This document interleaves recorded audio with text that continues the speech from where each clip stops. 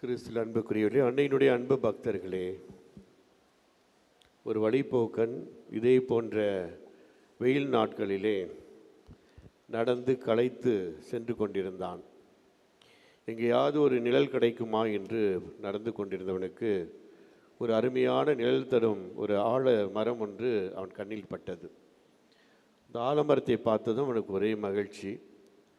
அவன் கொண்டு வந்த உணவை பிரித்து அங்கே உண்டுவிட்டு அந்த ஆலமரத்து நிழலிலே ஒய்யாரமாக படுத்து மேலே அந்த மரத்தை பார்க்கிறான். அப்பொழுது அவன் நினைத்து பார்க்கிறான் கடவுளுடைய படைப்பை எண்ணி, என்னடா கடவுள் இப்படி படைத்திருக்கிறார். ஒரு சிறிய கொடியிலே பெரிய சுரைக்காய் அங்கே நாம் பறிக்கிறோம். சிறிய கொடியிலே ஒரு பெரிய பரங்கிக்காய் என்ற ஒரு பெரிய காய் அதிலே காய்க்கிறது. ஆனால் பாருங்கள், இவ்வளோ பெரிய மரத்தில் சின்னோண்டு விதையை வைத்து கடவுள் படைத்திருக்கிறார். ஆலமரத்து விதை அவ்வளவு சிறியதாக ஏன் படைக்கிறார்?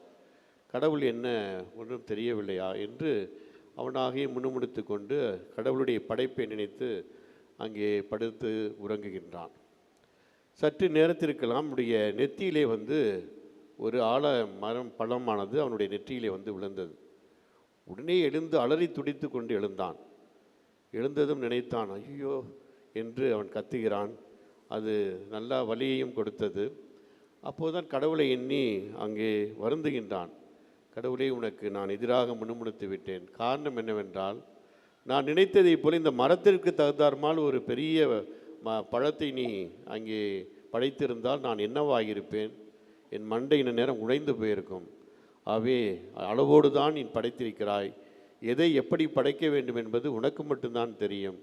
என்னே உன்னுடைய படைப்பு என்று சொல்லி பிறகு கடவுளை அவன் புரிந்து கொண்டான். சாதாரண ஆலமரத்து விதை அவனுக்கு அந்த பெரிய ஒரு அனுபவத்தை அவனுக்கு தருகிறது. அவை எதையும் நாம் பார்த்து இது என்று நாம் அறிவுபூர்வமாக சிந்தித்தோம் என்றால் அது கடவுளுக்கு விரோதமாக பல நேரங்களில் அமைந்து விடுகிறது. விசுவாசம், நம்பிக்கை என்பதும் அப்படித்தான். நம்முடைய மூளையை கொஞ்சம் கலட்டி வைத்துவிட்டு, நாம் படித்த அறிவையெல்லாம் கொஞ்சம் கலட்டி வைத்துவிட்டு ஆண்டவரிடத்தில் வருவதுதான் உண்மையான விசுவாசமாக இருக்க முடியும். அவை நான் படைத்த அந்த சாட்ஜிபிடியாக இருக்கட்டும், அல்லது நான் படித்த ஜெமினியாக இருக்கட்டும், இப்படி வருகின்றவற்றையெல்லாம் வைத்து நான் படைத்து விடுவேன், எனக்கு தெரிந்துவிடும் என்றெல்லாம் நினைத்து கொண்டிருப்பதுதான் மனித மூளையோடு அது நின்று விடுகிறது. அது அறிவோடு நின்றுவிடும். ஆனால் கடவுள் அதையும் தாண்டியவர். அவை அதற்கு மேலாக சிந்திக்கக்கூடியவர். அவைதான் மனிதர்கள் பல நேரங்களில் அறிவை வைத்து சிந்தித்து அங்கே குழப்பிக் கொள்வதை பார்க்கிறோம். அவைதான் இன்றைய முதல் வாசகத்திலே பார்க்கும்போது ஒரு தந்தை வருகிறார், ஒரு ஏக்கத்தோடு வருகிறார் ஆண்டவிடத்திலே. அவர் மகனுக்கு குணம் தர வேண்டும் என்று. நம்மை போல தான் உடம்பு சரியில்லை என்றால் பல வைத்தியரை பார்ப்போம், பல கோயில்களுக்கு செல்வோம். அதுவும் மீறி அவனால் அந்த குழந்தையை பிழைக்க வைக்க முடியவில்லை. கடைசியாக அவருடைய சீடரிடம் செல்கிறார்கள். சீடரிடம் சென்று என்னுடைய குழந்தையை காப்பாற்று என்று சொன்னபோது அந்த சீடர்களாலும் அதை காப்பாற்ற முடியவில்லை. அவனுக்கு குணம் கொடுக்க முடியவில்லை. அந்த பேயை அவனிடமிருந்து விளக்க முடியவில்லை. அவை அந்த குறைபாட்டோடு கடவுளால் கூடுமா என்ற எண்ணத்திலே இயேசுவிடம் அந்த தந்தை வருகிறார். என்னுடைய மகன், ஒரே மகன், என் மகனுக்கு பேய் பிடித்திருக்கிறது. உன்னுடைய சீடர்களிடம் நான் சென்றேன். ஆகவே அவர்களால் கூட இந்த பேயை விரட்ட முடியவில்லை. ஆகவே எனக்கு விசுவாச குறைவை கூட்டி எனக்கு மகனுக்கு பிச்சை தா என்று ஆண்டவரை பார்த்து அந்த தந்தை அங்கே தந்தைக்குரிய ஒரு ஏக்கத்தோடு கேட்கிறார். கடவுள் அவரை புரிந்து கொண்டு அந்த மகனுக்கு உயிர் பிச்சை தருவதாக நாம் பார்க்கிறோம். இதெல்லாம் விட்டுவிட்டு பிறகு வந்து பார்க்கின்ற போது சீடர்கள் ஓய்விலை கேட்கிறார்கள், ஏன் எங்களால் அந்த பேயை ஓட்ட முடியவில்லை? ஆகவே கடவுள் அவர்களுக்கு பேய்களையும் நோய்களையும் விரட்டுவதற்கான வல்லமையை கொடுத்தார் என்று நாம் விவிலியத்திலே படிக்கின்றோம். ஆகவே அவர்களுக்கும் அந்த புதுமை செய்யக்கூடிய ஆற்றலை கொடுத்தார். ஆனால் அவர்களால் அது ஓட்ட முடியவில்லை. ஒன்று குறைபாட்டோடு ஆண்டவரிடத்திலே அதை கேட்கிறார்கள், எங்களால் ஏன் அதை குணப்படுத்த முடியவில்லை ஆண்டவரே என்று கேட்டபோது அவர் சொல்கிறார், அது வேறொன்றுமில்லை, உன்னுடைய விசுவாச குறைபாடு என்பதை அவர் சுட்டி காட்டுகிறார்.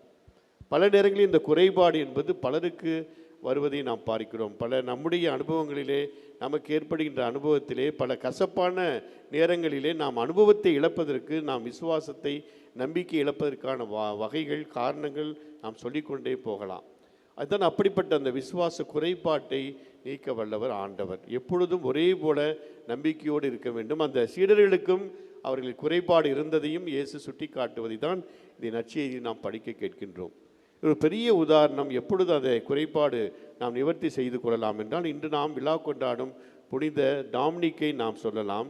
அவரை பற்றி நாம் கேள்விப்படுகின்ற போது, அவர் பல நேரங்களிலே பெரிய பணக்கார குடும்பத்திலிருந்து தன்னுடைய வாழ்க்கையை இறைவனுக்காக அர்ப்பணிக்கிறார். அவை துறவற சபை அகஸ்தினார் சபையிலே சேர்ந்து அங்கே ஒரு குருவானவராக மாறுகிறார். மாறிய மாத்திரத்தில் தன்னுடைய பணக்கார தன்மையெல்லாம் அங்கே காட்டவில்லை. நான் பெரிய குடியிலே பிறந்தேன் என்றெல்லாம் அவர் பார்க்கவில்லை. கடவுளுக்காக இறங்கி வருகிறார். அப்பொழுது எங்கு பார்த்தாலும் பஞ்சம் பசி என்று ஏற்படுகிறது. என்ன செய்வென்று தெரியவில்லை. எங்கு பார்த்தாலும் மக்கள் கஷ்டப்படுகிறார்கள் உணவிற்காக. அப்பொழுது என்ன செய்தார்? தன்னுடைய படித்த புத்தகம் போன்றவற்றெல்லாம் சென்று விலைக்கு விற்கிறார். படிப்பு என்ன எனக்கு முக்கியம், அதெல்லாம் எனக்கு தேவையில்லை, மக்களுடைய பசிதான் எனக்கு முக்கியமாகவே எல்லாவற்றையும் அங்கே விலைக்கு விற்றுவிட்டு அதில் வருகின்ற பணத்தை வைத்து அந்த ஏழைகளுக்கு உணவளித்தார் என்பதை அவருடைய வாழ்விலே நாம் பார்க்கிறோம். அடுத்ததாக இன்னும் அன்னையினுடைய அன்பு பக்தராக அவர் இருந்தார். பெரிய புரட்சி ஏற்பட்டது. அப்போது விசுவாசத்திற்கு எதிராக, ஆண்டவருக்கு எதிராக நிறைய புரட்சி ஏற்பட்டது. ஆண்டவரை அங்கே வணங்குபவர்கள் எல்லாம் கொன்று குவித்தார்கள். அந்த சமயத்தில் விசுவாச புரட்சி ஏற்பட்ட அந்த மாத்திரத்தில் அவர் அப்பொழுதுதான் அந்த ஜெபமாலையை கையில் எடுக்கிறார். ஜெபமாலையை முதலில் அறிமுகப்படுத்துகிறார் என்று நாம் பார்க்கிறோம். இவரை நாம் கேள்விப்படுகின்ற போது இவர்தான் அதை ஆரம்பித்தார் என்றும் வரலாறு நமக்கு சொல்கிறது. முதலிலே யூத மக்கள் ஜெபமாலை என்று சொல்லாமல் அந்த இன்றளவும் அவர் சொல்லி கொண்டிருக்கிறார்கள். அவர்கள் திருப்புகழ் மாலையை, திருப்பாடலை எடுத்து வைத்து கொண்டு நாம் எப்படி ஜெபமாலை செய்கிறோமோ அதே போல சொல்கின்ற பழக்கம் இன்றளவும் யூத மக்களிடத்தில் இருப்பதை நாம் இஸ்ராயல் போன்ற நாடுகளுக்கு நீங்கள் சென்றீர்கள் என்றால் அங்கே பார்க்கலாம். அவர்கள் திருப்பாடல்களை ஒவ்வொன்றாக ஜெபமாலை போலவே சொல்லி கொண்டிருப்பார்கள். அந்த வழியிலே ஜெபமாலையை, அன்னையினுடைய அந்த மாலையை அவர் அப்படியே அன்னை மாலையாக மாற்றின்றார். மங்கள வார்த்தை ஜெபத்தை அப்படியே தன்னுடைய ஜெபமாலையிலே ஏற்றி அதன் வழியாக மக்களுக்கு விசுவாசத்தை ஊட்டினார். எவ்வளவு அட்டுழியங்கள், மக்களை அடித்து கொள்கின்ற எண்ணங்கள், எல்லோரையும் கொண்டு போடுகின்ற தருணங்கள், அப்படிப்பட்ட சூழ்நிலையெல்லாம் அவர்களை விசுவாசத்தில் மீட்டெடுப்பதற்கு அப்பொழுது அவர் கண்டுபிடித்த ஒரு பெரிய ஆயுதம்தான் இந்த ஜெபமாலை. அவைதான் அந்த ஆயுதத்தின் வழியாக மக்களுடைய அந்த புரட்சியை ஏற்படுத்துகிறார். விசுவாச புரட்சியை ஏற்படுத்தி எல்லோருக்கும், அந்த மக்களுடைய அனைவருக்கும் அந்த விசுவாச பசியை போக்குவதாக நாம் பார்க்கிறோம். அவை அன்புக்குரியவர்களே, இன்றைய நற்செய்தியும் புனிதரும் நமக்கு ஒன்று சேர நமக்கு உதவி செய்கிறார்கள். எப்பொழுதாம் விசுவாச தளர்ச்சி நமக்கு ஏற்படுகிறதோ, விசுவாச குறைபாடு ஏற்படுகிறதோ, அப்பொழுதெல்லாம் அன்னையிடம் வாருங்கள். கண்டிப்பாக அவள் உங்களுக்கு ஆறுதல் கொடுப்பார். தளர்ந்து போன கைகள் எல்லாம் அவள் குணப்படுத்தக்கூடிய வல்லமை அவளிடம் இருப்பதை நீங்கள் அறிந்திருப்பீர்கள். வீட்டில் குறைபாடு ஏற்படுகிறதா, மனதிலே குழப்பம் ஏற்படுகிறதா, அப்பொழுதெல்லாம் அன்னையிடம் ஓடி வாருங்கள். கண்டிப்பாக அவள் உங்களுக்கு குணம் தருவாள். அவ்வளோ பெரிய அந்த புரட்சி நேரத்திலே இயேசு வேண்டாம் என்று போராடிய அந்த நேரங்களிலே அன்னை தான் அங்கே அவர்கள் எல்லாம் தூக்கி நிறுத்தினால், மீண்டுமாக விசுவாசத்தை ஊட்டினாள் என்பதை அந்த புனிதருடைய வாழ்க்கை சரித்திரத்திலே நாம் படிக்கிறோம்.